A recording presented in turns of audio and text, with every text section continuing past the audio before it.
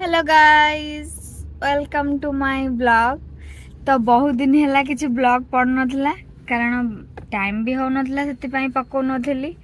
तो आज गोटे जगह को जाऊँगी से भाविली आपण मन सहित शेयर करी और ब्लॉग करी। ठीक अच्छे, तो चलते देखा मो सहित मुझे कुआडे जाऊँगी। तो देख पारे मस्त व्यू थिला व्यू थे कौन हम ट्रेन एत लेट थिला जे राति सकाळ हो गला बट आम पहुँची ही पाइलेनी। फाइनाली लेट ट्रेन आसी पहुँची गला बरहमपुर। होटल फ्रेश ही बाहर गलु तारा तारिणी फास्ट जीवु। तो चलो बुली जीवा आमे तारा तारिणी।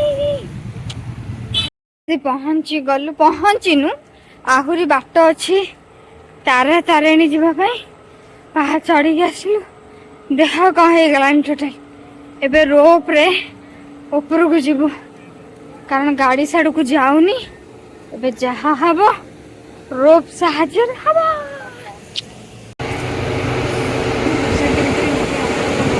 हम रोप रे बसी माने अध घंटा कही 45 मिनट हमको वेट करेगी। फाइनली हमको रोप रे बसी नउची। देख देख देख देख कितने बढ़िया व्यू ऊपर। फाइनली हमें पहुंची गलु मंदिर रे।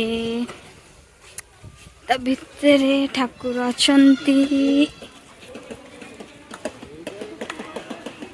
बढ़िया से पूरा दर्शन है आमर। ये देखो जो बढ़िया व्यूटे पूरा ऊपर सी पूरा अलग लेवल जमी बसला बेले अध घंटा आमको वेट करा पड़ता। एबे गला बेले भी हमको अध घंटा वेट करा पड़ो कहीं बोर करी काकुटे खेला गरम जोर थपकी गला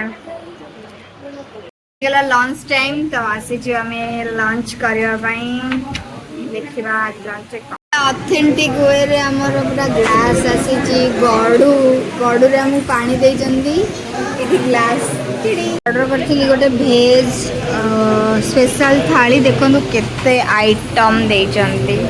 होटल व्यू किछि एही प्रकार। एबे आसी पहुंची गलु माँ भैरवी टेम्पल रे। एबे आसीचु आमे भैरवी मंदिर। ये सबू ठाकुरंकर गोटे गोटे अवतार अछंती। अंबिका, भास्कर, चंद्र जेमती सबू 108 देवादेवींकर मंदिर गोटे जगार उपस्थापित अच्छी। तो सबुआड़े देखिपे व्यू सबू ठाकुर ही ये अच्छी। जेहेतु इवनिंग हो जाइथिला तो मंदिर पूरा फांका ही थिला। तो माँ को तो दर्शन फोन रेकर्डिंग अलाउ नथिला सेटा वीडियो करि पारलेनी। तापर जेहेतु ब्रह्मपुर सबू लोकेशन डिस्टेंस रे रहउची तो इठू पहुँचु पहुँचु पूरा राति ही हमको हो जाइथिला। तापरे आमे बाहर जाइथिलु।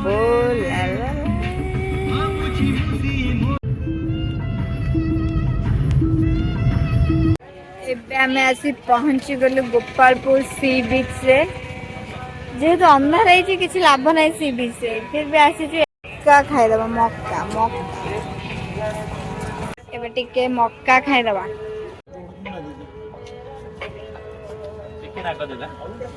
मो सिंदूर पूरा बोली है कि पूरा काली माता वाला देखा गला आ सेंदूर तो काली देखा जाउची पूरा काली माता।